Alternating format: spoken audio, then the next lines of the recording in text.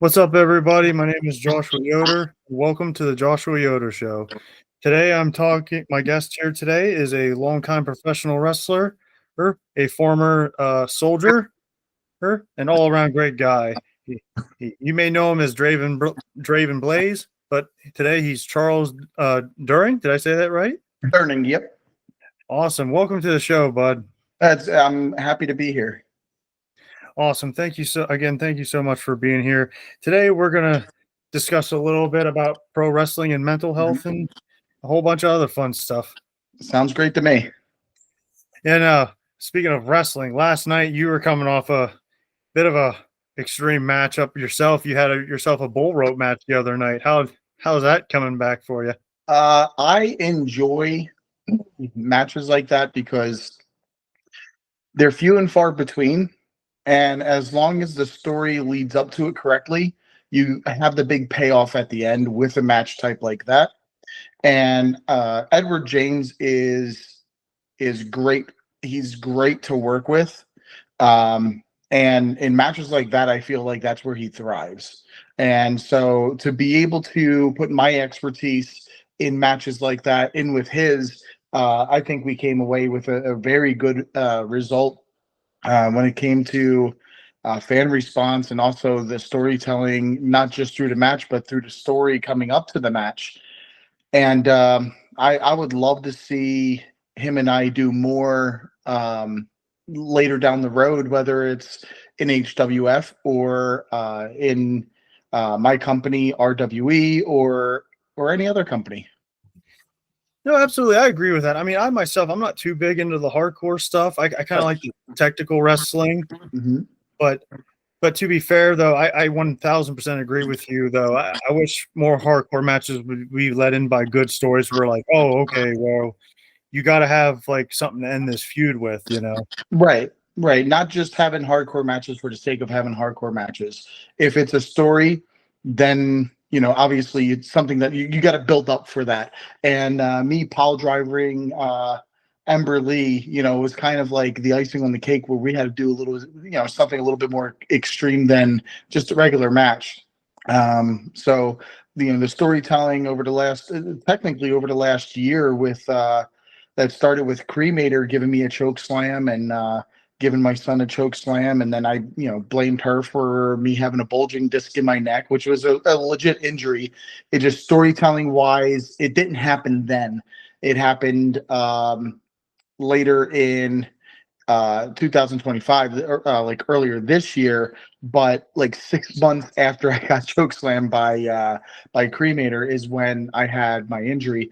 And it was from training. It wasn't at a show or anything like that. But for me to be able to use something that happened last year and pull that into a current story was something that I feel like it could, there's backup to it. Like there's video proof of that happening. So, considering that Edward James was in that match, a Cremator helped Edward James in.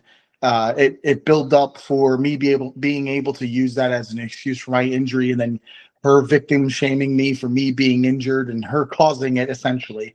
So the story actually started last year, and we didn't know, that it actually started last year. We just went with the flow then, and then when we had the opportunity, I was like, you know what, like I can blame it on this because of that, and then like let's roll with that. So great storytelling without us even forcing it.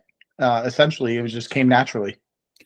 Yeah, and then to be honest with you, it's kind of a lost art nowadays where people don't seem to like try to take advantage of the situation where, oh, we can make some money with this or blah blah blah. But to be honest with you, I think a lot of it too with pro wrestling is like, I don't know, it's just no one tries to think things through anymore, I guess. But no, it's definitely somewhat of a lost art, and that's what I try to teach my students is bring back the realism of it. Like too many people are aware of the of the end result thing of pro wrestling. Too many people are woken up to pro wrestling now. So if I can suspend belief, hey, like this stuff is story written or whatever. If I can make them believe for a minute that it's not,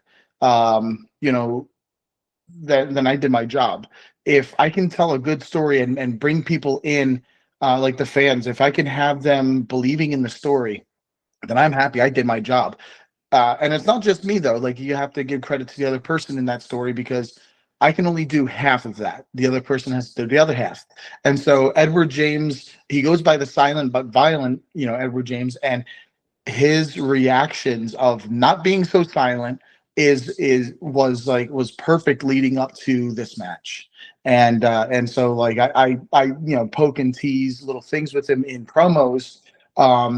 But my God, like he was really fun to work with. He was really great to talk to and go over things, uh, and the better understanding of the person you're in the ring with, the better you can lay things in the match too.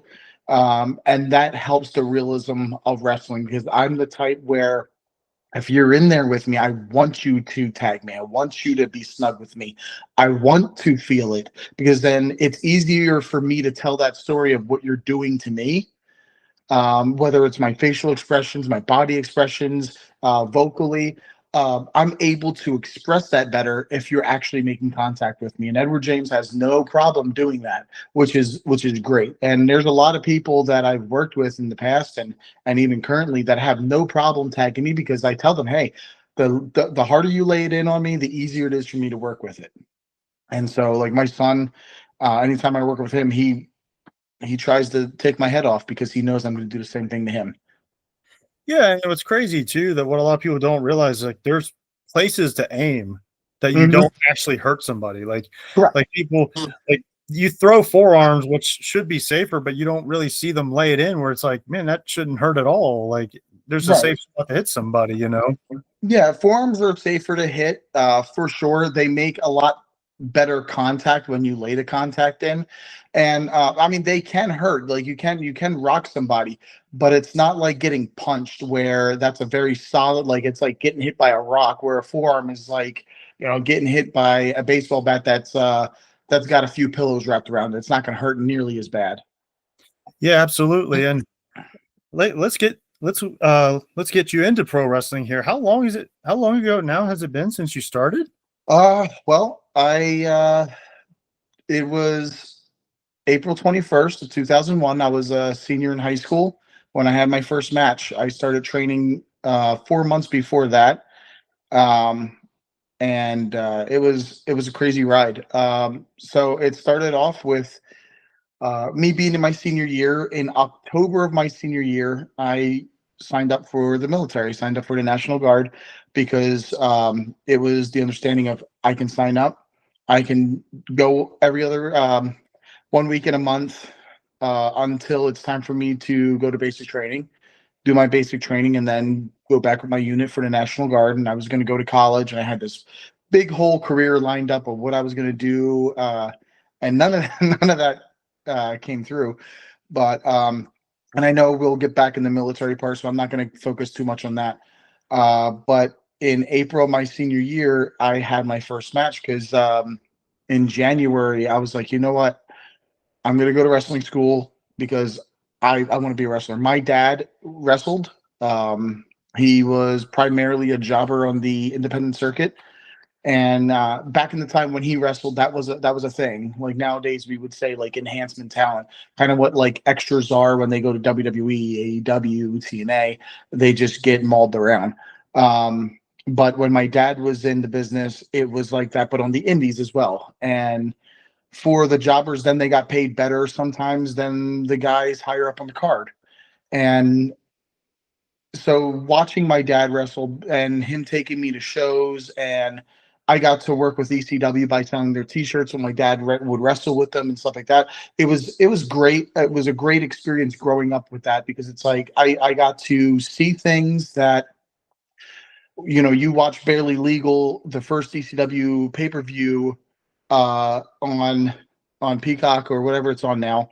You watch it and you see it as a viewer, as a fan, and I watch as like, man, I was there selling T-shirts. I was there in the locker room when he gave that, like when Paul Heyman gave that unforgettable speech saying, this is the show. I was literally standing there as a kid when he was saying that, and so like being able to grow up in that environment, and then now I'm old enough to join it. I jumped on it. So I started training in January of 2001, and I wasn't ready for it by any measure at all. But they threw me in a show in April because the person that was training for a specific match backed out of it, and they were like, "Hey, you want to do this?" And it's one of those things, you got to shoot your shot. And I often go back and watch it. It's not at all a good match. Back in the time, it was, because it was it's this is the start of my dream. Like, my dream was always to be a pro wrestler, regardless of what I wanted to do as a career. Outside of wrestling, that career would have been the support role of pro wrestling. And so after that happened, went into basic training. I had a few shows, going, leading to the end of me graduating. But after I graduated, I went into basic training. After I got out of basic training, I was still hitting some local shows, but nothing huge. And then I'd say about April of 2002, I met up with a group of people. We would travel and do 5 shows a weekend. We would do a Friday night, a Saturday afternoon, a Saturday night, Sunday afternoon, Sunday night show. So we're doing 5 shows in one night. However, the pay back then was so much different. Instead of wrestling in front of, like a few hundred, we were wrestling in front of like 2,000-3,000 people. So the pay that we would get for 1 weekend of wrestling paid all my bills for the month. So you think, like 3 days of wrestling, 5 matches paid for all my bills for 1 month. And I'm doing this like almost every weekend, minus 1 week in a month for my obligation with the military. And with September 11th happening, that happened while I was in basic training. My unit went from a National Guard unit to an active Army unit. So then it went to, instead of me doing the 1 week in a month, now I'm stationed in Fort Dix. I can still do my weekend run and do my wrestling. I don't have to worry about housing now because I'm living on base. And it made it even better because you, like, Fridays at 5 o'clock, you're done and you get the weekend. And so unless you had guard duty that weekend, but I got lucky and never pulled fire guard duty or anything like that. And so I would find a local show in Philly, which was about an hour and a half outside of Fort Dix, or something closer to like Jackson or Forked River, New Jersey. There's a bunch of stuff that was opening up around there at that time. So Friday nights were always, I'm going to hit a local show, and then I would join up with my usual, gang of guys and do the Saturdays and Sundays. I got to wrestle up in Canada, Michigan, Indiana, Kentucky, you name it. If it was, I think Indiana was the furthest west that we got, but Ohio, Tennessee, we would go to Alabama sometimes if we could leave fast enough after, like, right before the end of the show on a Friday night. We would just take off for Alabama, and then we would find Alabama or Georgia events to hit up for the rest of the weekend. And then it was the time of my life when it came to wrestling, because of me doing it so often, and then going right back to being a military personnel. And then I injured my knee. I tore my ACL, my PCL on my knee, and that kind of put a halt on both the wrestling and the military. And I don't want to get too much into the military stuff right now because of, you said we will get to it. But that took a halt on, the traveling. Obviously, I got to sit and take care of myself. And so yeah, I started because I grew up in it. My dad would take me to the shows, and that's what I wanted to do. Dude, that's awesome. And when you said that your dad was on the first ECW paper, first of all, what's your dad wrestle under? I would love to go look this up. So my dad wrestled under many different names. He wasn't on the first ECW pay-per-view. He was selling shirts with me as well at that time. He wrestled during the Eastern days. So my dad would do like mass jobber gimmicks there. One of the ones that he did the most. So a lot of people know about how Doug Gilbert would do the Dark Patriot gimmick. Yes. A lot of times, Doug Gilbert was, and I'm not trying to shit on the guy. I think he was a hell of a guy. Um, but there was times where he was inebriated, um, with both either drugs or alcohol, sometimes both, and Paul had to make a decision to pull him from the card. So instead of pulling the Dark Patriot off the card, they would have my dad fill in. And so what did my dad in ultimately was the jump off the Eagle's nest. It's like one of the things they like ECW did before the Extreme era was when Dark Patriot basically dropped JT Smith off the Eagle's nest and then jumped onto him. That was my dad that did that. What? My dad's the one that jumped off the Eagle's nest because Doug Gilbert didn't want to do it. He didn't want to risk injury, and it was smart of him not wanting to do that, and it was smart of Paul to put my dad in that place because Dark Patriot gimmick could wrestle the next week and not have any injury. Whereas, because math gimmick and Doug not being the one to do it, my dad being the one to do it, it was like that was an intense moment for me because I was scared shitless. I knew my dad was doing. I didn't know my dad was going to do that. My dad kind of sheltered me from the inside of the business, if you know what I mean. Like Yeah, I know exactly. yeah. So the meetings that they would have are different than the meetings we have now, where now we go over the card. That's not how it kind of went in ECW. They would go over, hey, this is the stories we're telling tonight. They would go over the matches, but not who's going over anything like. So I was protected from all of that until I kind of got into it myself, and I had the inkling of it. I kind of knew, because you overhear people talking or you hear them go over and over their match and stuff like that as a kid. And well, why are they talking about it? Why don't they just go out there and beat the shit out of each other? And okay, and then my dad would sit me down. I was like, well, we kind of planned some things out and kind of tried to shelter me from as much as he could because he didn't want to ruin that magic for me. But it was ruined when I started training because the first thing they had us do is okay, lay down, look at the lights. Yeah, you'll be seeing that for a while because you'll be jobbing for the first few years of your career. And I'm like, what? No, I'm not. I'm gonna kick ass. I didn't get into wrestling to lose. Well, guess what? So kind of got irritated. My dad's like, why didn't you tell me this? It wasn't going to stop me from doing it, but at least I would have had more of a knowledge of it. But it was great that he didn't because it didn't ruin any magic that that I had. My dad. So yeah, my dad did he did Dark Patriot.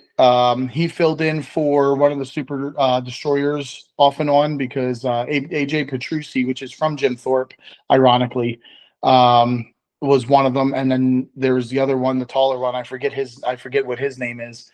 But there were times where AJ Petrucci couldn't make it, so they would have my dad fill in for that. You could always tell which one my dad was because my dad always slouched more. So if you're watching a Super Destroyers match and you see one of them slouching a little bit more than usual, that was my dad. You see Dark Patriot and the one that's slouching over a little bit more, that was my dad. Oh, that's absolutely crazy. I never know. I would never would have noticed that until you said that. That's awesome. Yeah, it is. It was something. It's for sure. But so how did because I remember them. Man, that's crazy because I remember just watching a shoot interview with Todd Gordon, and he talked about the Eastern days where he mentioned the Dark Patriot and Smith at the Eagle's Nest. Yeah. So that was your dad having to do it. Yeah, because Doug probably was messed up at that time too because he had a lot of guys at that time had that problem, and I'm not endorsing it or enabling it or making excuses for it. I'm just going to say the same thing that everybody else does. That was the time. That's what they did. And my dad was one that never did that because a lot of those guys didn't have kids at the time. So they could get away with doing that, if they had a wife or a girlfriend, and, that's one thing. But, when you have a kid, you act a little bit differently because you got to protect yourself for your kid. And so that's what my dad was. He never did that. He never was into that lifestyle because I came around kind of early in his life. Really, he was 26 when he had me, so he wasn't going to have that kind of lifestyle, having a child, and he had full custody of me. My mother wasn't around, so not until much later in my life anyway. But him raising me and bringing me to shows, it was like, he's mom and dad at that point. So if anything happens to him, if he's drinking and then gets popped, or if he's doing drugs and gets popped, or whatever the case, like that affects me as well. And it took a hit on his career for sure, but he's never said anything about regretting it or anything like that. And I kept my kids safe too. Like I don't do things to hurt myself that could affect my kids either. And because I would never want them to look back and be like, yeah, dad was kind of fucked up, that he was doing this, doing that. And I always try to think of my kids and how are they going to react if they see this or that or hear this or that. So I try to keep everything clean for that as well, besides just trying to keep myself healthy. Well, understandable. So, and they say it jokingly, but there's truth to it as well. They always would say, if you passed the drug test, you didn't belong in ECW. Correct. Yeah, essentially. And my dad, after the Eastern days, they kept my dad off the cameras. They didn't keep him.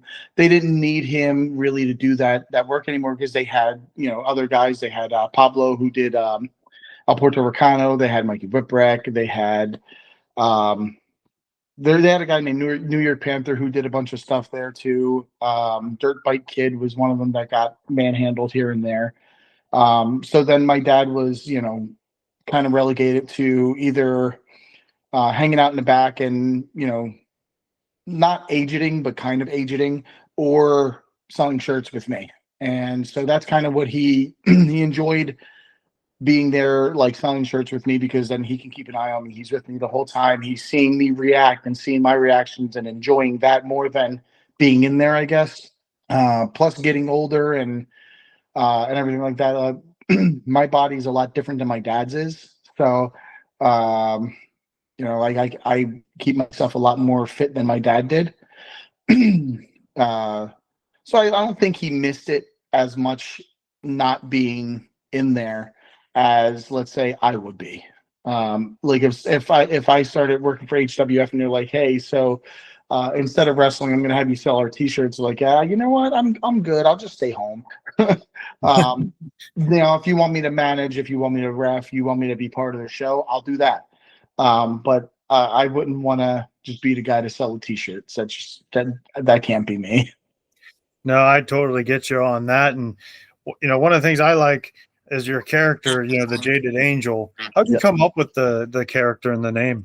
So I was using Draven Blaze from 2002 on. My first match, I used my shoot name. I used my military fatigues, because National Guard at the time. So I used Private Chuck Durning, and I got Draven Blaze. I'm a big fan of the Crow, and Draven. Yeah, so I thought Draven is such a cool name, but I don't want to use it as a last name. I want that to be a first name, kind of like you got Raven. So it's like, okay, Draven, but I couldn't figure out a last name to go with it. And a friend kind of helped me. We were watching the movie, and I'm like, maybe we could tie something else with the Crow in it. I don't want to be Draven Eric or Draven Erickson or anything like that. I want to find something that's kind of a common name where it could be, if the gimmick has to change, I don't have to change my last name or anything like that. And I'm sure you've seen the Crow. Oh yeah. After he sends the car flying off and exploding, he does the outline of the Crow in gasoline and sets it on fire.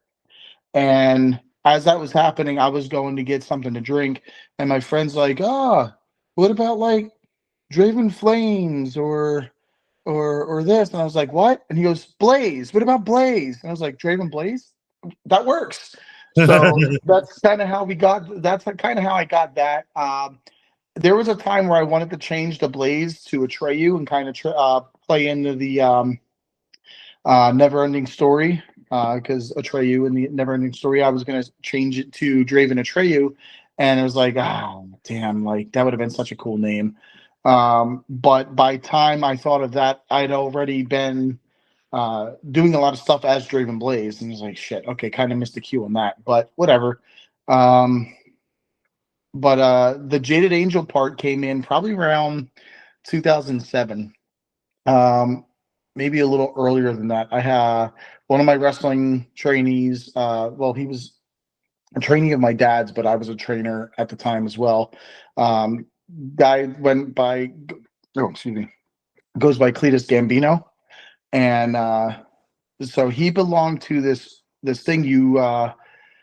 I don't know if it was online or on paper. You would come up with a character name. You would come up with their, whatever moves that they have, and you have a certain list of moves, and you can give their moves a name. And his character's name was the Jaded Angel, and his finisher was a 450 called Fall from Grace. And he was telling me about it. I was like, "Ooh, Jaded Angel." I was like, "That I could, can I use that?" And he's like, "Yeah, as long as if you ever do a 450, you call Fall from Grace." And I was like practicing the 450 at the time, and I was like, "Bet." Like, so I did the 450 a few times, and sure enough, called it Fall from Grace because that's what he wanted to call it. And that's art. I'm gonna respect that. And the character of the Jaded Angel has changed and it kind of evolves. And I'm at it started out as just like I didn't have an idea what a Jaded Angel was. I liked the name and thought it was cool, and I needed a tagline to go with Draven Blaze because it was just Draven Blaze. And so Jaded Angel. Okay, now Jaded Angel, Draven Blaze. Now there's a tag name, like a tagline with the name. There's a nickname and the name. It sounds good now. I just got to figure out what the Jaded Angel is. Because the name could be whatever. Like my name's Charles Durnan, but that doesn't mean anything to anybody. You know what I mean? Like, what do I do? What's my character? So the Jaded Angel is the character. Draven Blaze is the name. And so uh, eventually got to the point where like, okay, I do the high flying, and this was back then. I did all the high flying stuff. Okay, the angel part makes sense because I'm doing all this flying stuff. And Jaded, okay, I kind of have like a little chip on my shoulder, second generation guy. Just okay, yeah, I'm a jaded guy that flies around. Makes sense. Jaded Angel, Draven Blaze. Now that's how that the original Jaded Angel part started out, but now it's evolved to a point where um, I consider myself a pagan Christian. So pagan is the spirituality, not a religion, and then the Christianity is just a base Christianity. I believe in the words of Christ. I love them. I think the messages that Jesus put forth was great, and I'm not going to ever get into a religious debate over things because I respect people's, their whatever they believe in. Their religion is their religion, and I'm never going to try to change that. But my belief is, Jesus, was a great dude. Jesus did a lot of great things, and so I follow the words of Jesus, and I play around with the whole blasphemous angle when it comes to the Jaded Angel, and I get a lot of flack for it because a lot of Christians kind of like look down on me for this. So the whole idea behind the Jaded Angel now, if I'm a face, it's okay. God sent me down to kind of like God blesses me to compete with others, and that's where the face Draven Blaze comes from. Like I'm here from like God's giving me His blessing. I'm here to compete. I'm here to be like to go against the best to be the best. But as a heel, and it's so much better to do heel work as the Jaded Angel because he believes that he is essentially the embodiment of God on earth. Like God's not here physically on earth, but I am, and I'm an angel. So, tell your sins to me, pray to me, worship me, because I'm right in front of you. God's not, I am. So like there's a lot of things that I have done in the past as the Jaded Angel that has gotten me in some hot water with some fans and sometimes with some locker rooms because they don't understand the gimmick. Like when I leave, when I come back from the curtain after a match, I'm not the Jaded Angel anymore. Like this is not what I believe as an individual. This is what the character believes. So when he's out there, if I have you believing that that's what I'm about, then I did my job. But understand that it's just a gimmick. No, There absolutely. there was a time where I was in a match where we did the whole ECW thing where loser gets hit 10 times with a kendo stick.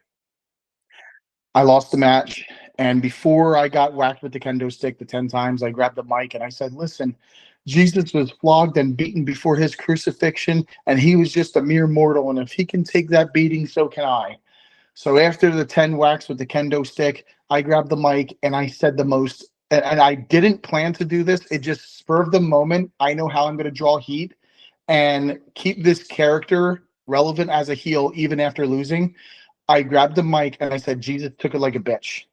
And the reaction I got was a mix of like, and fuck you, and like cursing me out. And I was like, oh, okay, that's the reaction I was hoping I was going to get, because the next time I came out, they were like, there was people, I'm going to kick your ass. Like there was people that was literally waiting in the parking lot of the venue that we were out for that. And I was like, listen, if you believe that I mean that, by all means, let's go. But it's a character, man. Chill the fuck out. And so yeah, there's times where that's happened, where I got myself in hot water. I used a baby as a shield one time without letting the guy I was going against know. I didn't know I was going to do it until literally spur of the moment. Saw the baby, I walked over to them, and I made sure that the guy that I was working with was well behind me. And I was like, "Can I hold your baby for a moment?" And they gave me their baby. The baby was like the baby was probably like a month or a month and a half old. Like, it was a very new baby. They gave this sweaty man who's in the middle of the match their baby. And I'll send you the link for it. It's interesting. And I turn around and hold the baby while the guy's got a chair raised, like he was ready to hit me. And I turn around with this baby in my hand. And his reaction was like, you could tell that he was confused, like, wait, what the hell's going on here? I didn't tell anybody it was happening. Like I said, it was spur of the moment. So that's things like that where it's like, okay, if I use the baby as a shield and I'm the Jaded Angel, it's okay for me to do it, because I know he's not good. Like, this is the family guy, because once again, heel. This is the family guy. He's got a kid of his own. There's no way he's going to hit me with a chair while I'm holding a baby. And for me to turn around and show the baby too, like turn the baby, not just hold the baby and say, look, I got a baby, but turn around and use the baby as a shield. And like the reaction I got from the fans, like the parents were sitting there laughing, and everybody else was just appalled. They were just like, what is going on? So reactions like that, like we built up a storyline to go into this hardcore match, and we built it up for months, where I verbally assaulted his daughter. The one time I was choking him out, and I was like, get over here. Like, I was telling her, look in my eyes as I choke your daddy out. It's that storytelling, like making his daughter so upset. Like, she was visibly crying, like she was really upset. And so, because no one's ever used her in any kind of storyline. She's like, she was probably like 9 years old at the time, maybe 10. So like no one's ever used her in a storyline when they went against, her dad. And I'm like, you know what? Like, I'm gonna, because like I want to let this little girl know that I'm better than her daddy, and she should worship me instead of her daddy. And so building up that, like, he has to call me out now, because not only did I beat him, but I hurt his daughter, like, emotionally. So he's got to call me out. And then I used a baby as a shield. It was like a coaster of emotions going into this match to begin with. And then it was just like, what is going on? And so, of course, like the best course of action to do is put the baby face over. Like, he overcame his daughter being emotionally abused by this jerk who's calling himself God on earth, using a baby as a shield. Like, he's got to overcome all this, and then at the end of the day, he's still the hero. He wins. It's like the biggest pop of the night, because there was all of this emotion tied into it. And that's what the Jade Angel is about, is like bringing that emotion out of people. Yeah, I mean, holy crap. Yeah. It's kind of like some of the old school stories where you talk about you had to like hide and get out of town with like Yes. people chasing you. Yes. But has there been any moments in your career you were like, maybe I shouldn't have done that? Well, the Jesus comment, I felt bad for that. Like I said, that was a spur of the moment thing. I did not plan for it, and it's one of those things. I said it, and like, even though it got the reaction I wanted, I felt like a dirtbag saying it. Like, it hit me emotionally. Like, oh my god, that was bad. Like, that was not a good one. I didn't like that. There was a time I was doing a show in Philly, and this was early in my career. It's probably early 2003, because it was one of my first matches back from my knee injury, and I was doing a show in Philly, and they have me as a heel. I'm 6'2", and I probably weighed 180 at the time, so I'm tall, lanky kid, and they have me up against this guy who's like 6'6", 300 some odd pounds, and he happens to be black. And the promoter and him sat me down before the show and was like, "Listen, we want you to get heat. We want you to basically piss him off to the point where." And like I said, the guy that I'm going against is also in this meeting with me and the promoter and the booker. And it's like, we want you to get this heat to where, like, he loses his temper so much that you have to you get to capitalize at the end. And I was like, okay. Um, I at this point, this is only like not even 2 years into my career yet. I don't have much character development. I'm not great promos. I don't know what I'm going to say or do to get this heat. And so he goes out first and cuts a promo and stuff like that. But before he goes out, he tells me what he wants me to say. And I'm like, dude, I don't know. No, I'm not comfortable with it. He's like, just say it. You'll be all right. And this is in Kensington. I don't know if you know much about Philadelphia, but Kensington is the worst part of Philadelphia. Like there's like a 2-block radius of tents outside on sidewalks with homeless people sleeping in them. It's horrible. It's a horrible area. And so he tells me what he wants me to say, and I'm like, I don't know, I'm not comfortable with this. He goes, just do it. Oh, all right. So he goes out there and he says the thing that gives me my cue. My music hits. I come on out and I grab the mic and I say exactly what he wanted me to say, which was, "I can't believe I'm here in Philadelphia and I have to look at, and I told me to point at him one more N word than everybody else in here." And I was like, I didn't realize, I didn't look out at the crowd before, but there was only maybe like 2 or 3 other white people in the venue, Please. and they got up and left. They heard that, they got up and left, and I was like, I'm probably dying tonight. And if there was an uproar, and the security literally had to push me back to the locker room, because like people were ready to come after me, like fans were getting ready to jump over to like the guardrails. Like security was like, they're like, "You need to run, get the fuck out now, like go, just get like, we'll take care of your gear, we'll meet up with you later, just get out and get, like, just go, go, go, go." I literally ran out of the building and got in my car and just drove like 2 or 3 miles out, like, away. And I'm in Northeast Philly, close to where my other family lives, and I'm like, oh my God, why did I even agree to that? Why did I say yes to that? That was probably my biggest, like, I should not have done that. I don't like using, slurs like that. Like I'm Italian, so I'll call myself a Dago or a Wop or a Guinea or a Guido or shit like that. But that's because that's what I am. I'm Italian. Like, I'll joke with that. But that was something that I was really, I should not have listened to this guy, and he knew it was going to cause heat, but I couldn't work there again. I can't do another show there again. And because if I do, like, who knows? They don't have metal detectors at these shows. Like, like, Yeah. come out to the ring and get stabbed to death. You know what I mean? Like, I wasn't comfortable doing any more work there, and it really took a huge chunk of my momentum coming back from an injury. And this is a promotion that wanted to do a lot with me. And I don't know if it was that guy's way of kind of getting me out of the company, or maybe he thought, the fans weren't going to react that way. Like I said, it was 2003, but still, white guys saying that in a place crowded by, black people, it's not a smart thing to do. Um, and I was just young, dumb, and impressionable, and just listened to him and did it, and just instantly regretted it. Got told to leave. Hey, and they did respect my gear. They got my gear together. Hey, where do you want to meet for it? I was like, definitely not in Kensington. So we met. I got my gear and everything like that, and I was just like, I guess this is where we part ways, right? And they're like, we'll have to see the next few shows and see how it goes. And I never got a call back to go there again. Yeah, I don't know. which I understand, and I wasn't hurt by it. Like, I kept on good terms with the guy who was running it, clear up until the day he died.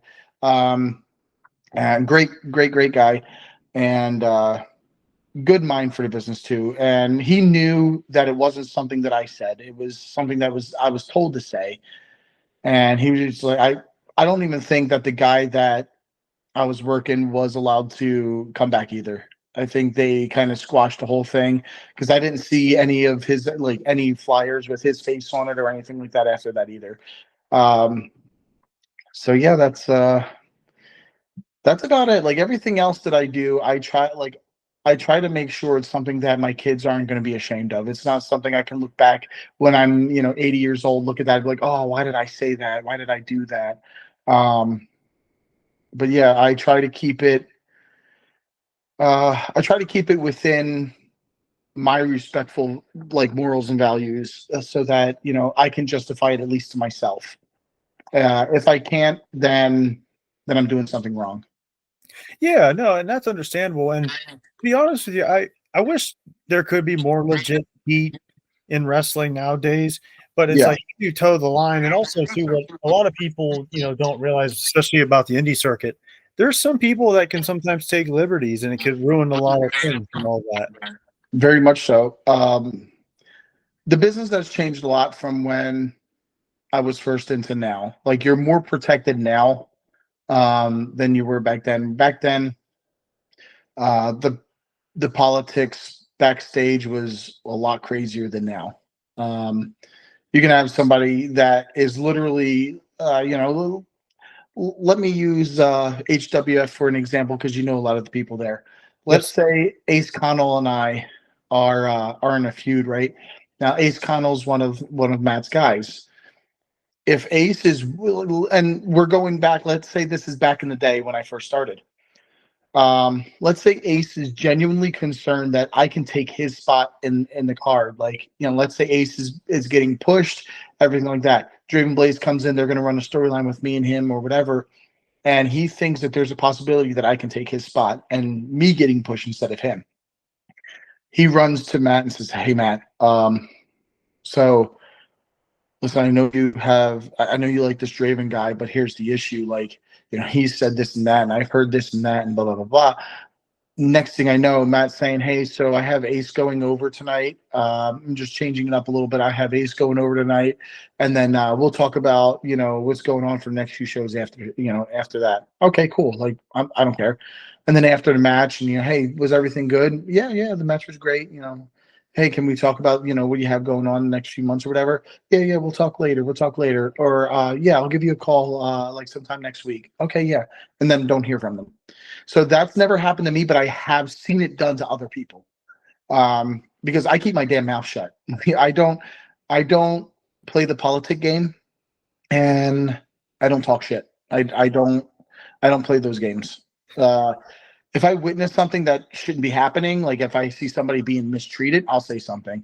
But I'm not going to sit there at a promotion that I respect and say, "Hey, by the way, I'm worried about my spot on the card." If I'm worried about it, then I'm going to up my game. That's up for me to push myself while I'm out there to make myself seen, heard, known, make myself valuable. Because if I'm valuable to the crowd, that means I'm valuable to the back. And if I can't do that, then yeah, someone else definitely does deserve my spot. And that's what I tell my guys, like, make yourself valuable. Yeah. And to be honest with you, if there is one thing I can't stand, and it's not just in professional wrestling, it's just I'm not a big fan of politics. I Me feel like neither. I Me feel like neither. I think that's ruined a lot of things, not just pro wrestling, but I think in life in general, which we could discuss about that here in a little bit. But I wanted to go back to your time in the military. Like, Yes. what inspired you to join in with the military? And by the way, thank you for your service. Oh, you're very welcome.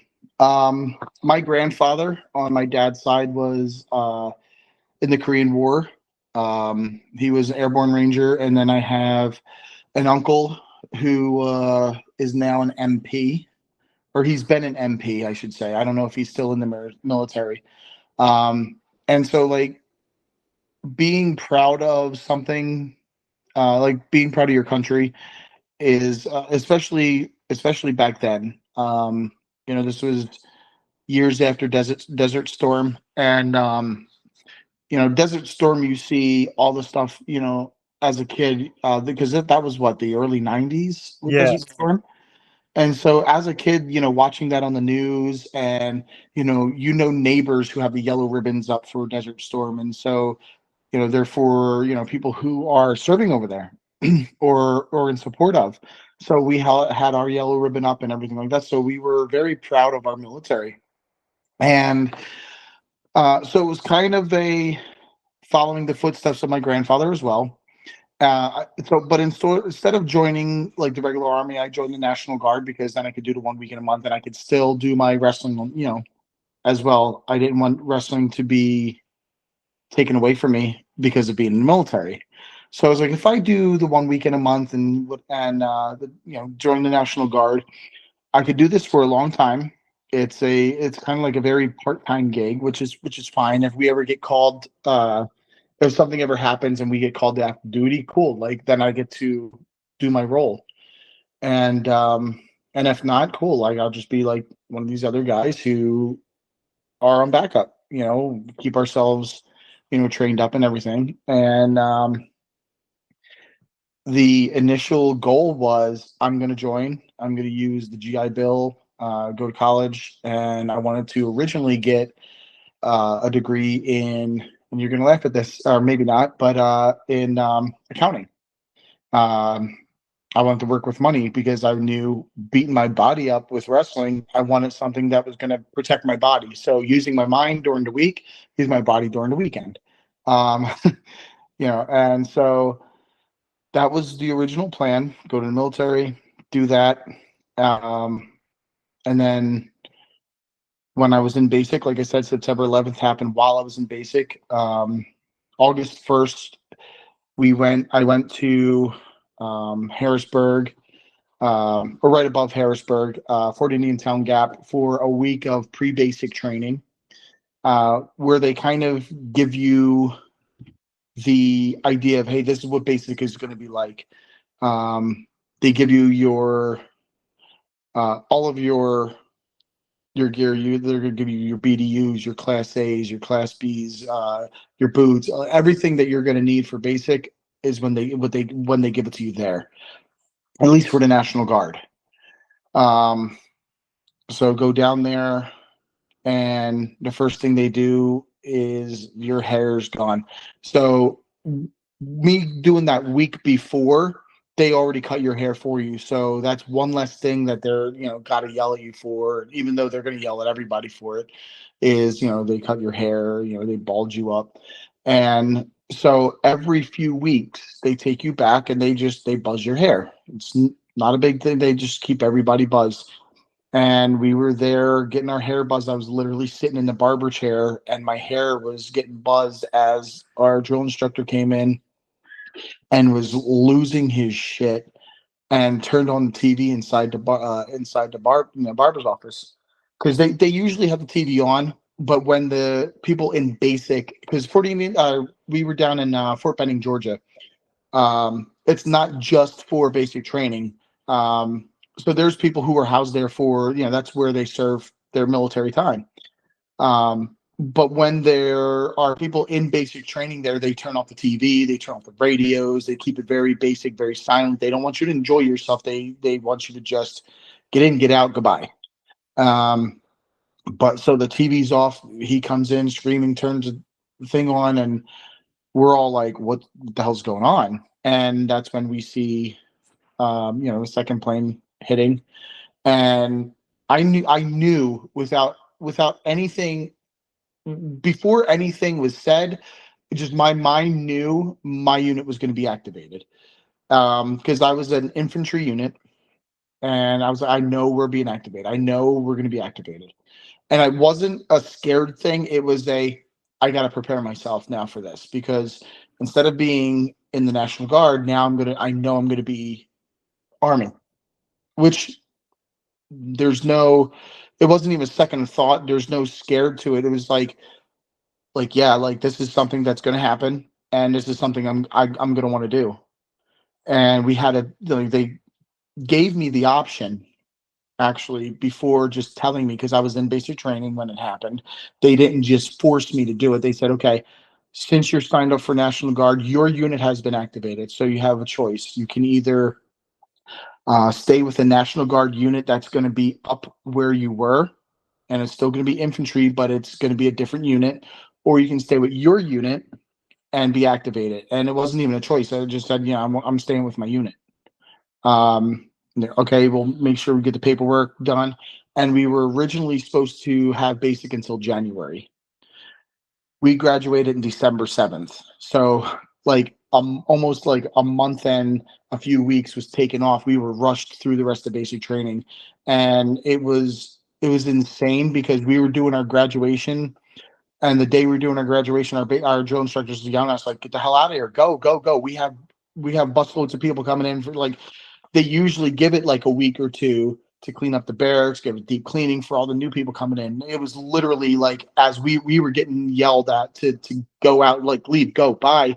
People with their families left with their families. My dad came up to pick me up. People who didn't have their families and were flying out, they took a bus, and the buses was right outside. So like the people who were leaving with their family could stay a little bit, take pictures, whatever. And that's what I was doing. And my drill instructor was like, "We got to leave. Bye. Go. Let's go." You can see over there's a bunch of new people here, and there were people just sitting on a hill, just waiting to take our spots. And it was like, it was surreal. And I remember the way back was probably like the drive back was the longest I slept since before basic, because you're supposed to go to sleep around 10. Your mind stays active. You're in basic training. You can't just fall asleep, but you wake up at like 3:34 in the morning to do PT, have breakfast, do more physical labor stuff, have lunch, do more, have dinner, do more, clean your rifles, clean your barracks, go to bed, do the same thing the whole day. So when I got home, um, I was waiting for my orders because they told me, okay, your orders are going to be mailed to you. Instead of them being mailed, they were like one of our sergeants came and hand delivered them to me. And so I was to report to Fort Dix January 7th. So I got like a month of at home time before I had to report to Fort Dix. And I took advantage of that time. Spent a lot of time with family, but I kept myself in shape. I had a watch that would go off every hour, even when I slept. And every hour it went off, I'd get up and I would do 25 push-ups, 25 sit-ups, and then go back to bed if it was in the middle of the night. If it went off and I was in the middle of eating, I would excuse myself from the table, go in the living room, 25 push-ups, 25 sit-ups, and then go back to and eat. So I had this thing set to go off so that I can keep myself in physical shape. So when I went to Fort Dix, I wasn't slacking. And then I was doing the wrestling while I was there on the weekends. There was one or two weekends where we didn't have a show or whatever. So I would go with the younger guys like my age, and we would go to the different nightclubs around, like in Philly or in Jersey. And I was under the age of 21, but they didn't care because one, we have our military IDs, and they're like, if you're old enough to serve our military, you're old enough to be served a beer, which at the time, okay, cool. Like I feel excited about this, like I feel respected and seen and heard as an individual, not a number of, okay, well, you're under 21. Like they really respected us. And so I enjoyed that. And then in May of 2002, doing routine PT. We're literally just jogging a mile, and my knee pops, and I didn't know that it was my knee. I just heard a pop, and I dropped. I didn't know why I dropped. I thought I heard something and just dropped for whatever reason. And I got up and heard another pop, and I dropped again. And that's when I felt that it was my knee. And I was running with my buck sergeant, and Therny, you all right? I don't know. And I stand up, and RPT uniforms at the time were just shorts and our t-shirts, and my knees exposed, and it's like, 3 times the size of my left knee. It was already swollen. So he's like, oh shit. So he picks me up and fireman carries me over into the middle of the field where they have, other sergeants and uh, other higher in command people. And they're like, yeah, he needs a medic.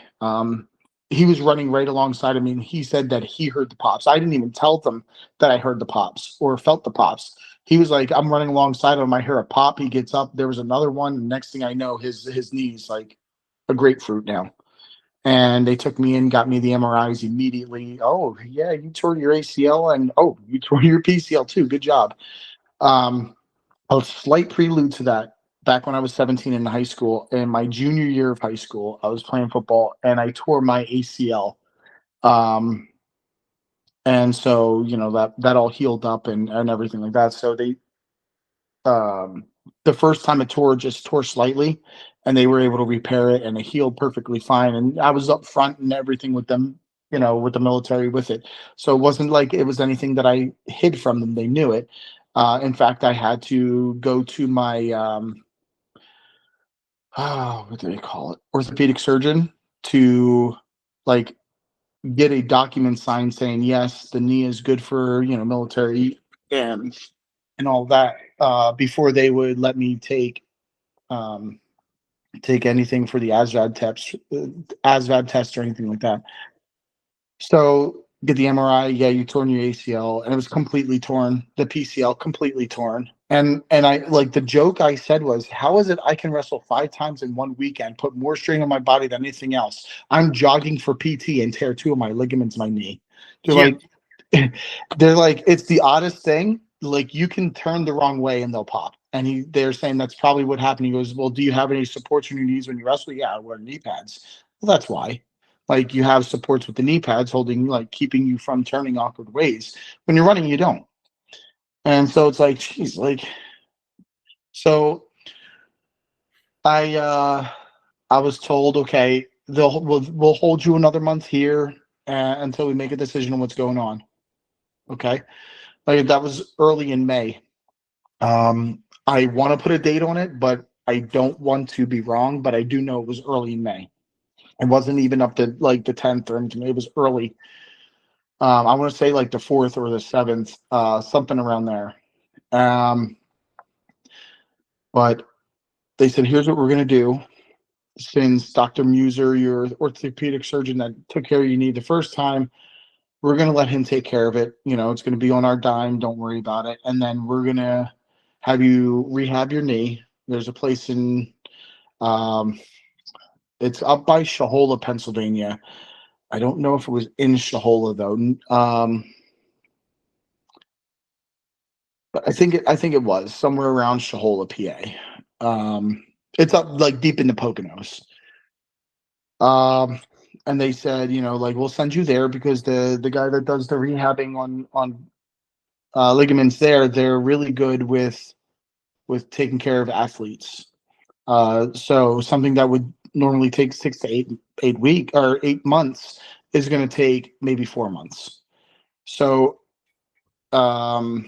in July, I got the knee surgery, and I had my letter signed to return to full duty by October or by November. The doctor told me, hey, just so you know, let your commanding officers know that if everything goes great with your next appointment, I'm going to clear you because you've been doing great. I want to release you so you can go back to duty. And I was like, oh, thank God, yes. If you don't, Yeah.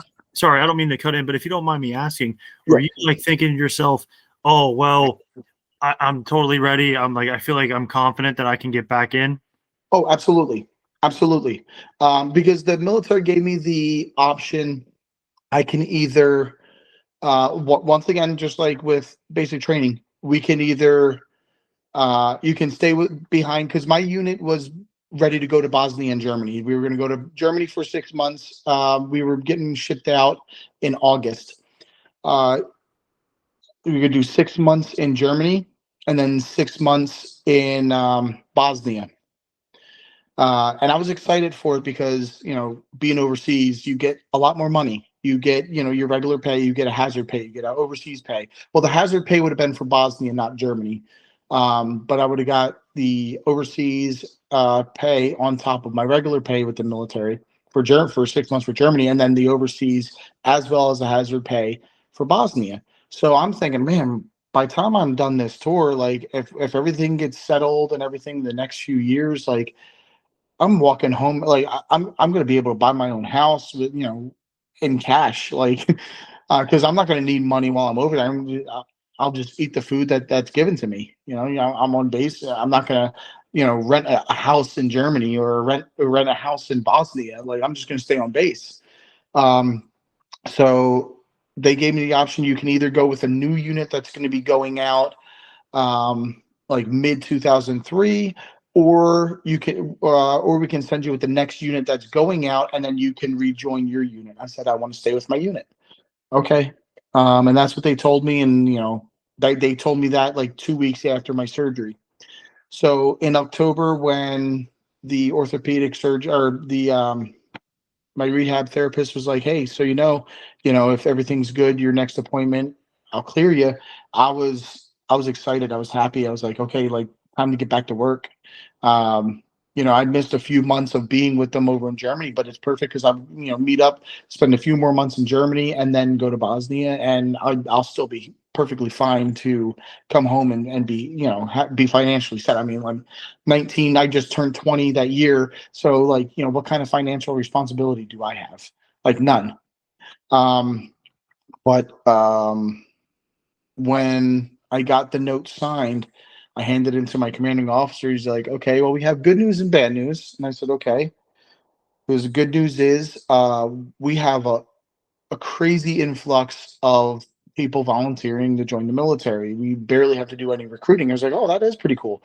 Because bad news is you, with your knee, are now a liability to your unit.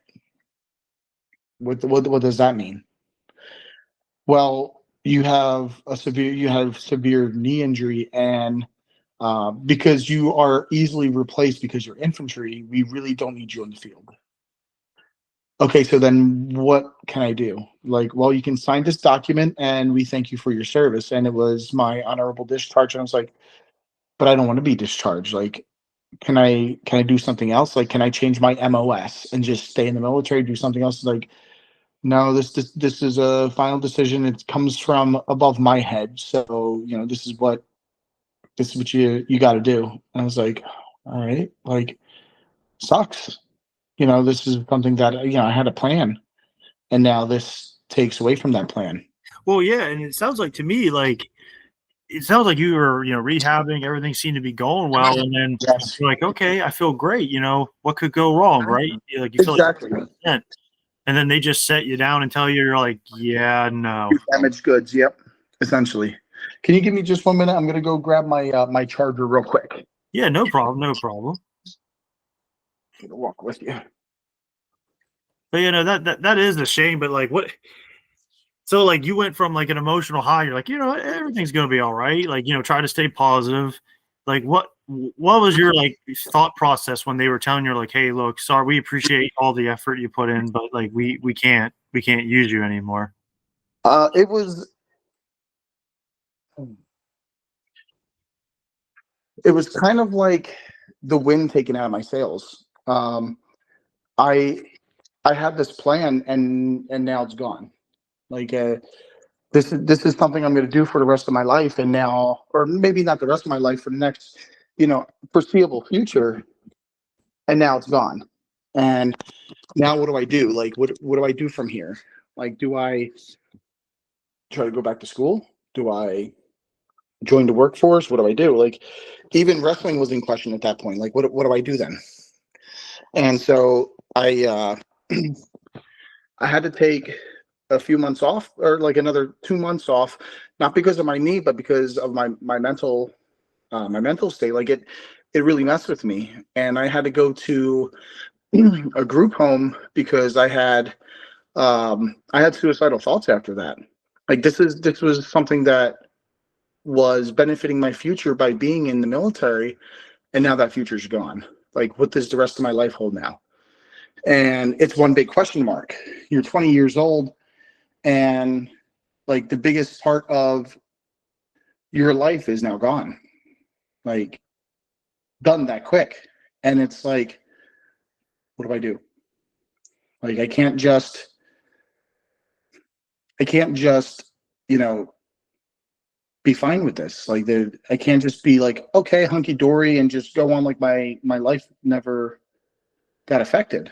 Like, because it was affected very badly. Yeah, and also too, to add to what you're saying, like you probably feel a little guilty because like there's a lot of people out there fighting during the war, and you think you should be there with them, but then because of a knee injury, you're like, oh man, what does that make me? Yeah, and it's to know people. Like I said, these were people that I was going on drill with for 2 years. So these are people who, 1 week a month is my family. I'm sharing, dining halls with them. I'm sharing bunks with them. We're, getting to know each other. We like, even, during the week, sometimes we're going and having, like dinner with one another, like ones that live close by, you become their friends. So these are people that aren't just, okay, yeah, just another soldier in the military. No, these are people that, I had a sergeant dad. Like I called him Sergeant Dad. Obviously, like not in front of, not when we were in an official capacity, but like at home, like, hey, Sergeant Dad, like, and then that's gone because he's away, and it's like he's doing his part, and I'm here, and it's like having the wind sucked out of your lungs. It's like, yeah, you exhale, and then someone's still trying to take your breath out of you. It's like there's nothing left. It's like, what do I do? And it was very low emotionally for me because I had really bad thoughts of hurting myself. Cause it's like I'm useless. Like, what was the point of me going through rehab if I was just going to be sent home?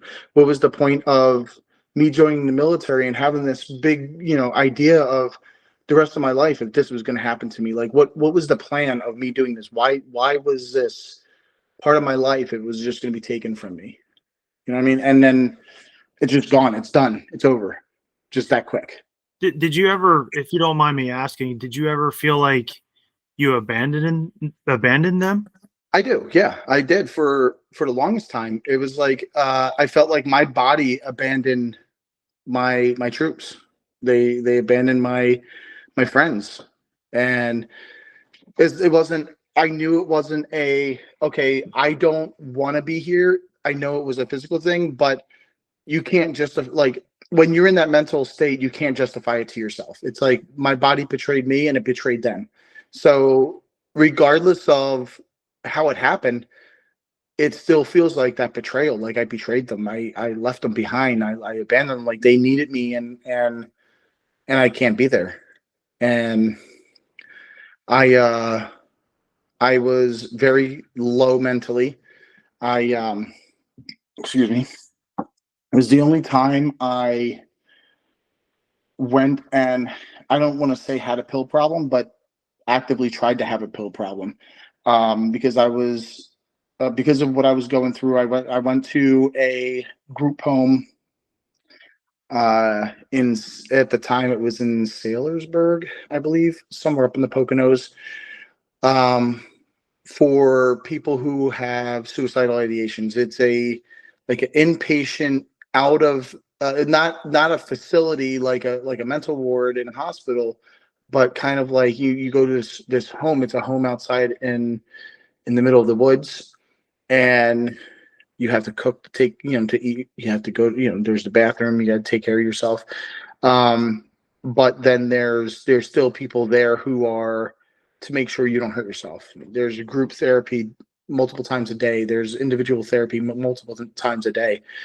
And it was the first time I was ever put on medication for depression and anxiety. And they gave me trazodone, which helped me sleep. Because my anxiety and my depression wouldn't let me sleep. I'd be laying there at night and just, sulking about how I let my people down. I let my country down. I let myself down. I let my family down. I let my friends down. Everybody that knew I was in the military now knows that I'm a failure. And so it's like, I don't care. Like this is no longer my life. Like, whose life is it? It doesn't belong to me anymore. And I wanted to end it. And so the trazodone, what that does is it calms my anxiety enough, and it like literally would put me to bed in like 15 minutes. I was out. And I sought out to seek Vicodin, stuff like that, because it's like, even though my knee was fine, I made excuses to try to get that stuff because I felt like, even though that was helping the anxiety and depression, I still felt a physical pain from what I was feeling emotionally. And I wanted that to be numbed. And there was a friend of mine at that time, obviously not a friend of him any longer. I don't even know if he's still alive, got me a script for 3 months worth of Vicodins. And he came for a visit, check on me, because we were allowed to have visitors, and gave me all 3 months worth at one shot. Holy crap. Yep. And so I had to be creative in how I hit it, because they check your room and everything like that, because you're in a room by yourself. It's a small room, there's not much in there. So it's like, shit, now I have to hide this. And I became somebody I didn't like, because I'm hiding pills that I'm gonna take. And at first it started off with one pill. And then I'm still feeling pain. I'm still feeling guilt. I'm still feeling all this. Okay, let me pop a few more. And then one of the guys who was a guard there, I don't want to say guard because it's not like he had a guard uniform. He's just somebody to just make sure that everybody's okay. He had some alcohol on him, and it was whiskey. And I was like, hey man, you mind if I get some of that? He's like, do you have your medicine yet tonight? I was like, no. And like, they know who you are at this point. And he's like, he knew that I was having a rough patch because of the military and everything. He's like, as long as you didn't have your meds yet, and he gave me a like a double shot. Hey, thanks. I appreciate it. What he didn't know is that I had a handful of pills. There's probably like 12, 13, 14 pills in my hand. Jesus. So I turn my back, I put the pills in my mouth, and I just drink it down with the whiskey. And my thought was, I hope this was enough to put me out. I hope this was enough to kill me. And it didn't. And so the next night I was like, shit, I got to do more. And I had another handful and asked him for, hey, can I get some more? And he's like, yeah. And he gave me a little bit more this time. And I was like, all right, cool. So like I had another handful of pills. I put them in my mouth, and I looked at the glass, and I was like, I probably had about 20 to 25 pills. And my head was like, okay, this would be it. Like, you take this, you're done. And I put them in my mouth, and I brought the glass to my lips, and my hand started shaking, like violently shaking. And I just started breaking down, crying, the pills like just dropping out of my mouth. And he's like, yo, what's going on? I just dropped the glass, and it just shatters on the floor. So it was like a scene from a movie almost. And like, I don't like preaching about religion a lot, but I honestly feel like it was one of those moments where, God, Jesus was telling me like, no, like this isn't the end for you. Don't do this. Because like I was set that, okay, yeah, I want to die. And then in that moment, just have this total body like meltdown. Like I couldn't bring the drink to my lips. I had these pills in my mouth. I'm ready to swallow them.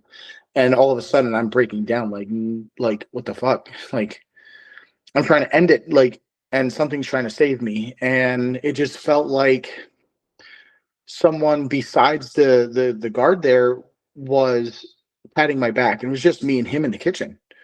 But it just felt like someone else was there patting my back and like, rubbing my back and telling me, this isn't the end for you. Like you got you got a long ways to go yet. And it's just, like, that's what I kept feeling was being told to me, not physically hearing it, but that's what was being told to my brain was, no, you got a long way to go yet. And I'm like, why? Like, it's weird to talk about it because it's like a conversation that my head was having with itself. And I don't know how to describe it other than it felt like somebody else was sending messages into my brain and my brain was trying to combat it. Like, no, you got a long way to go yet. I'm like, why? Like, everything is gone. Like, my life is gone. My life is over. Like, what do I have?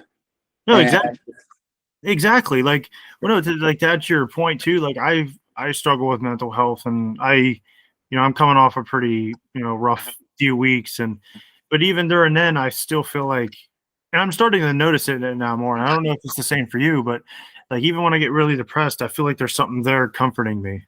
yes, Does that yep. happen for you? Yes, it does. And it's a very comforting thing to feel like, even though it's like you said, there's something comforting in you. Like, I don't know if it's, God, if it's Jesus. I don't know if it's a past relative or a friend that's passed on. And it's like, no, no, no, no, we don't want to see you go this way. Or it could be myself. It could be me not wanting to go, in that moment, or like, and I still struggle with thoughts. But now I have a lot more to fight for. I have my kids. Like, never going to leave my kids behind. You know what I mean? Um, and believe me, there's been thoughts over the last few years that, put me in that, my kids would be better off without me. And then that voice is like, like hell they will. Like, no. So, it does feel like there's something there comforting me in those times. And I'd like to believe that, it's my God telling me that there's more. I'd like to also believe that it could be my will to live saying, you're not fucking done yet. Like, you got a long way to go. Yeah, no, absolutely. I like to think everything happens for a reason. Yes. Yep.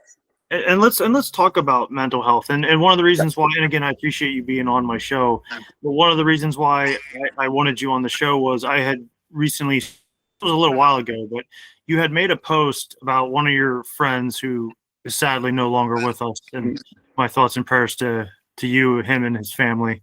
Thank you.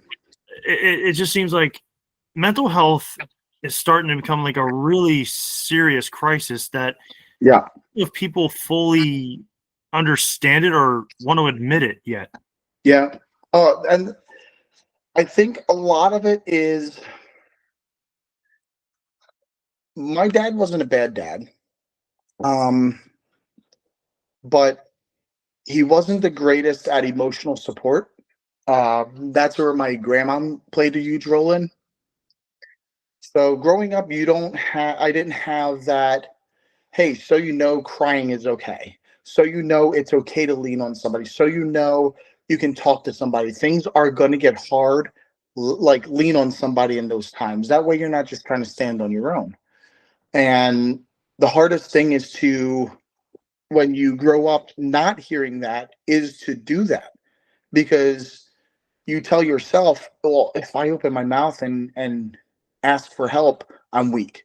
If I open my mouth and tell somebody I'm struggling, I'm weak. I'm not enough. If I start crying, I'm weak. I'm not a man.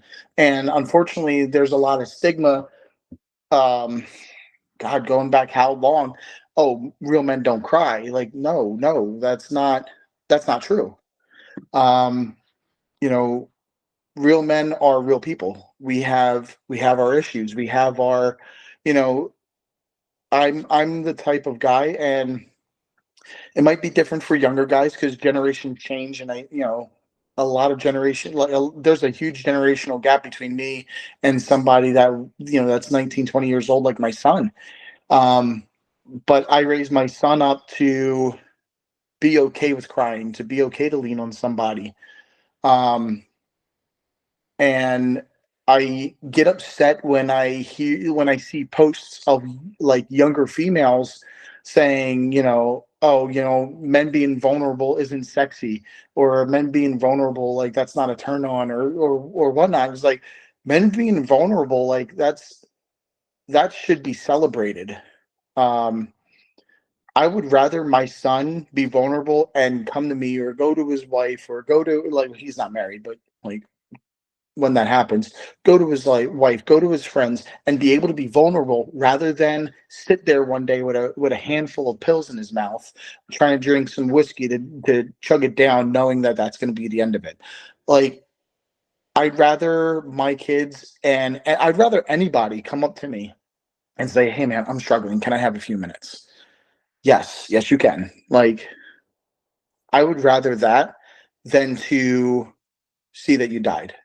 I'd rather that than hear, yo, did you hear about what happened to so and so? No, what happened? Oh, I mean, man, they were struggling. And they ended up killing themselves for what? Because they couldn't reach out to anybody. And I don't know if it's a pride thing.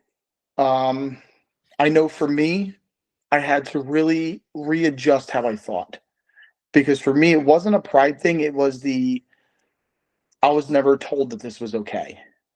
Um, I was never told that we're allowed to be vulnerable. We're allowed to reach out. And I think women of today are trying to act like women of many, many years ago, where the men were, these strong types who never showed emotion. Um, and me, like, I couldn't imagine being with somebody who wanted me to be a robot. You know what I mean? I couldn't imagine being with somebody who didn't want me to be vulnerable or didn't want me to be able to lean on them in times, because guess what? Like, I'm going to be there for you every time you have any issues. Women are a lot more sensitive than guys are, so they get more emotional than guys do generally. I'm not making that as a fact, but from my observations is what I've noticed. And it seems like um like, women kind of want to villainize guys who can be vulnerable, can open up. Um, and that's not fair. That's not fair to guys who struggle. That's not fair to guys who are real. Like, um, mental health has increased, or mental health issues have increased. The suicide rate for men is astronomical. And I'm not just saying that men have it worse than women, because women have a lot of issues um, as well. So, like, I'd rather anybody reach out, and whoever's listening to this, like, you are ever struggling, reach out to somebody. There's going to be somebody who cares. If you can't find somebody who cares, reach out to me, because I do. I don't care if you know who I am or don't know who I am, and you're just catching this. Reach out to me. Draven Blaze on Facebook. Draven Blaze on Instagram. Reach out to me, because I'll take the time to talk to a stranger and hopefully give you comfort, so that I don't have to read an obituary about somebody. Um, I want people to thrive. I want people to be happy. Um, and that's the thing. Find what makes you happy. And I don't care if it's a fight for the rest of your life to do it, but, like, do it. Wrestling makes me happy. My kids make me happy. So that's what I fight for. Yeah, no, absolutely. And to add your point, and I sadly, admittedly, have a history of self-harming, Mhm. and a lot of it stems from stuff I didn't realize at the time. Like to I kind of went through the same thing with my parents, and I know for the fact they loved me, but they just didn't know how to help me, because me and my twin, we were born with scoliosis, cerebral palsy. Right. They didn't really know how to handle it. So for the longest time, I thought they didn't love me. But then as I got older, I realized they do love me. They just didn't know how. Right. And to add to your point too about, like, and I'm not trying to make women into the villain by saying this, but like, a lot of my self-harming also has come from because I've been hurt and taken advantage of by women in the past. And Yeah. and it hurts to see stuff like that, social media, about how, like, oh, whatever happened to the nice guys and blah blah blah. And I'm like, Yep. well, I was right there, and you threw me away. And then when I needed you, and also people like to lie about history, like Oh, yes. Men were vulnerable even back then, but the whole point of women were like, they're there with him to keep each other strong. Yes. And Yes. I think that gets a misconception. And that's kind of what I wanted to ask your opinion on when it comes to mental health, is that if people actually would read history, I feel like there's a lot of similarities to how things are now. There's just like, differences like, say, technology and all that stuff. Oh I yeah. think I think there's such a misconception, or maybe even flat out lies people said about the past. Do you think that's affecting many people's mental health? Very much so. I have exes who will rewrite the history of our relationships just to save face on Facebook. And I'm not the type that's going to air my stuff out, because guess that's my private life, but they'll throw it out there just so they seem like, hey, so what happened between you and so and so. So hearing what they say has an effect on me, and I'm not going to sit there and rebuttal against it, live on Facebook or anything like that, because that's my private life. I don't want to air it. But if somebody asks me, I tell them my version, and there's always that saying: there's three versions: your version, their version, and the truth. And so, yeah, like, definitely people lying about history in multiple different ways, whether it's breakup, whether it's, hey, so men's health has only been horrible the last, like, decade and a half, 2 decades or whatever. No, men's health has always been an issue, because we have always been seen as the people who are the providers. We're told, and it's believed, you read stories about the people who provide for their families. A real man is a man who goes to work, brings home the bread. They take care of their families. They're the safety net of their family. And for a long time, women were the ones who stayed home, took care of the children, took care of the home. So the financial burden is on the man, and when we don't meet that, if we struggle and are stressing over the bills or whatever, that's on us, because we're the ones who are supposed to provide. And so that's something that has, thankfully, over the last few years, has kind of shifted, because women are now, like, realizing, like, no, like, there's multiple people in the house, we should all get together. And the economy takes a hit on that too, you know what I mean? Like, don't want to get too much into politics, because I can't stand politics. Like, so I don't think it's a certain politician that makes the economy good or bad. It's just the web and flow of the economy itself. And we're in a point where everything is priced high, and we're still getting waged low. So, that has a significant, I think that's a significant point as well, is that, we're trying to bust our ass. We're working 2 jobs to try to make ends meet, and realizing we can't. It's like, what else can I do? And so that's where a lot of stress comes in for people as well, especially couples. You get, man one and woman one, they're together, they're both working, they can't make ends meet on 2 full-time jobs. So now he's got to get a secondary job, or she's going to get a secondary job. Now they're barely seeing each other. They miss each other. It becomes issues. I never see you anymore. Well, we got to work to pay the bills. And then it's an argument. The next thing you know, they're no longer together, and it's because of finances. But it's not because neither of them are working. It's because of how the economy is, unfortunately. But yeah, like, history of men's health has always been a problem. It's Yeah. always been a problem. Yeah, and to add to your point too, like, I'm big into reading in history, whether it be pro wrestling or like religion or music. Right. Like, a lot of things that I remember being taught as a kid, I actually decided to go, look up on my own, and found out, like, it wasn't always like that. Right. I think to hear the lies that people said about the past and finding out for yourself, I think that's caused a lot, especially men. I mean, then women too. Like, their mental health is like, wait, this wasn't like this back then. I thought it was like this, and then okay, and then, like, and honestly, like, with social media and the media in general, they're, I don't know. It just feels like they're. And I agree with you. I hate politics, because, like, they feel like you're pulling which direction. You don't know who to really believe in anymore. Right. Do you think that? Do you think because of that? Do you think people are, like, scared to, like, really make a decision? Oh, for sure. Because I classify myself as an independent. Because I don't like to pick one side or another, because let's say I side with some things that the Republicans say, oh, you're a Republican. No, no, no, no, no. I don't believe in everything they say. Or if I'm registered as a Democrat, oh, you're a Democrat. That's what we believe. Well, listen, Lee, I believe in things on both sides, and I don't think either side is wrong. That's why it's called debates, and that's why we're all different. That's what makes us different. But that should be celebrated that we're different and not targeted.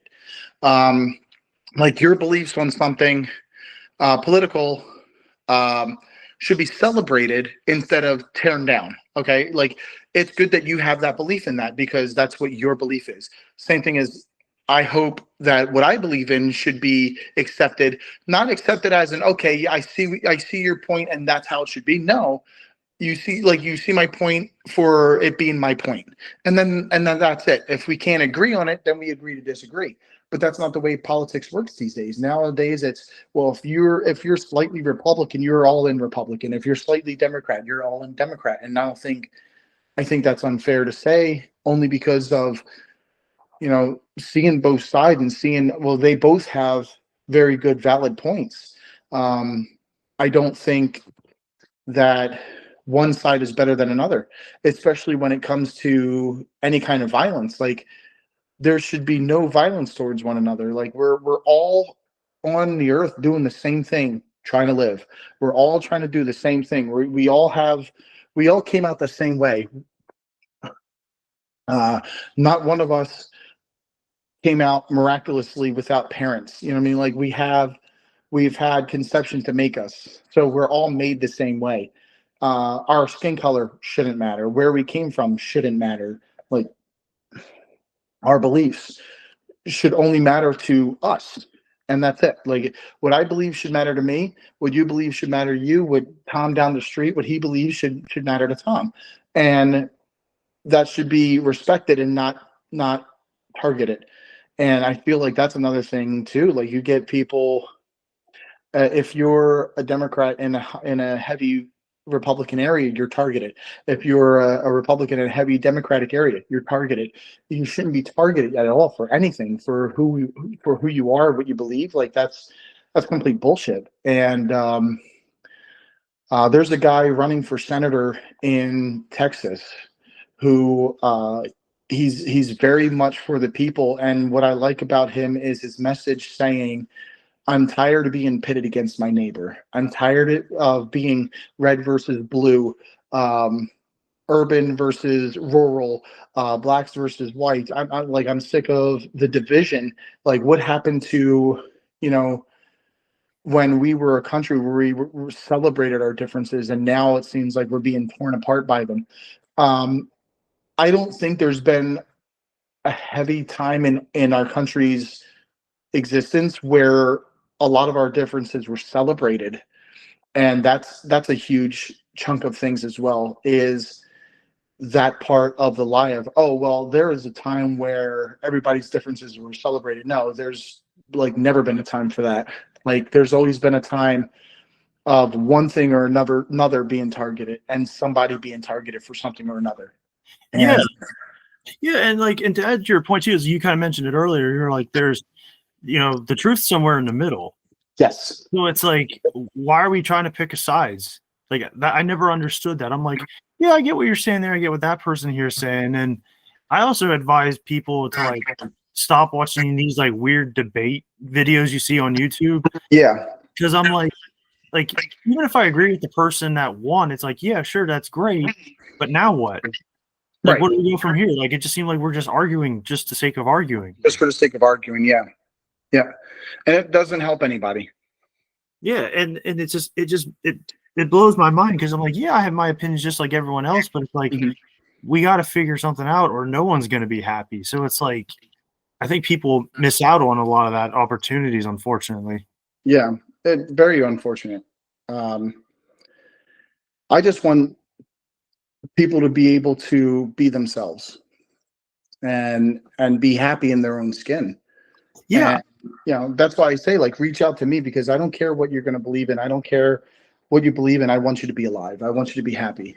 Yeah. And to add your point, like, too, like I've kind of lived a sheltered life my whole life, and I've always wanted to explore things and open up and see like who I am.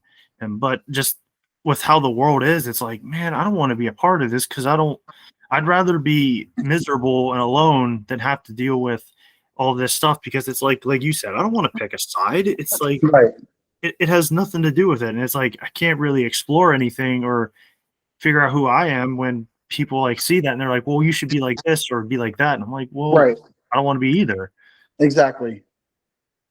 You know, and it's I just feel bad. And it's actually part of the reason why I choose to, start this talk show here was because I started seeing more and more people like opening up and be like, man, I feel like they're regardless who they are, regardless of their beliefs or their, and all that stuff. It's like they seem to be ashamed of who they are. And Yeah, and they shouldn't. yeah, and it's like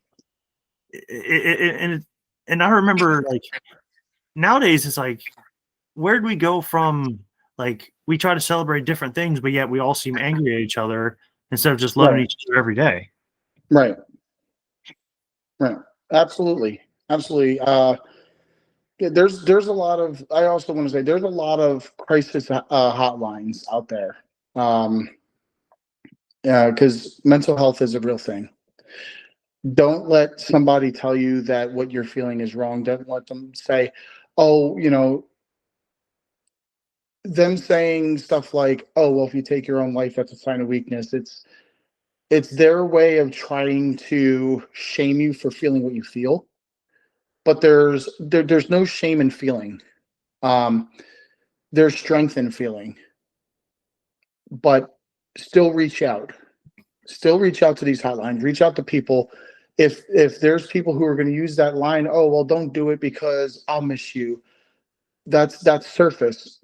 Talk to somebody who's going to talk deep to you, who's going to talk to like soul to soul with you. Call these crisis hotlines because they're the ones who are trained in knowing how to help you with your crisis. And yeah, I'm always up for talking to somebody to help them. Yeah, and that's a good thing too. And like I think it's very important that people have, someone to talk to. I get where some people like say like, we may need to toughen up. I think that's true to an extent.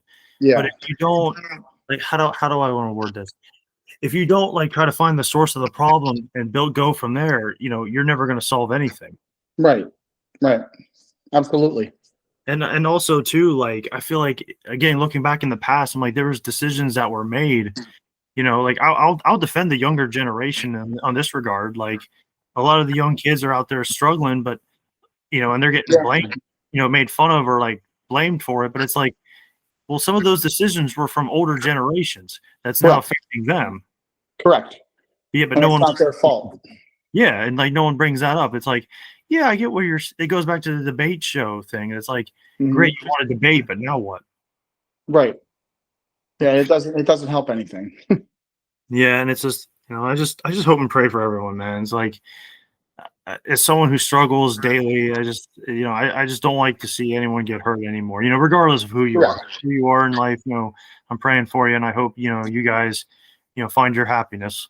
Yes, and the same thing here. Like I it's something that I struggle with. I feel people's energy sometimes, and it's like if I can feel it and talk to them, I'll talk to them. But if they're kind of standoffish, I'll say a quick little prayer for them, or just send something out to the universe. Hey, let them know that they're okay. They'll be okay. Like please let them be okay. Because I want people to be okay. I want them to be happy as well. So. No, absolutely, and Draven, thank you so much for coming on. Do you have any? Thank you for having me. Do you have any future plans? Well, for life, or I run my own wrestling show in Jim Thorpe in Allentown, PA. I have a training center that I'm going to get back up and running. But for life, I work in a warehouse, and I plan on keep busting my chops for that, and make a safe environment for my family. Absolutely, and if you guys want to check him out, you can check out. He's Draven Blaze. You can where all they can contact you. Well, on Facebook, I'm on Facebook as and Instagram on as Draven Blaze. I have a Twitter, but I don't use it. But that's primarily what I use is Facebook, more than Instagram, but I am on Instagram. And I'll check that every now and then. If you don't have a Facebook or don't have an Instagram, then reach out to somebody that might know me. I'm not going to give out my phone number to everybody. But that's the best way to get a hold of me, is definitely through Facebook and Instagram. Yeah, and once again, thank you so much, And Draven. thank you for having me.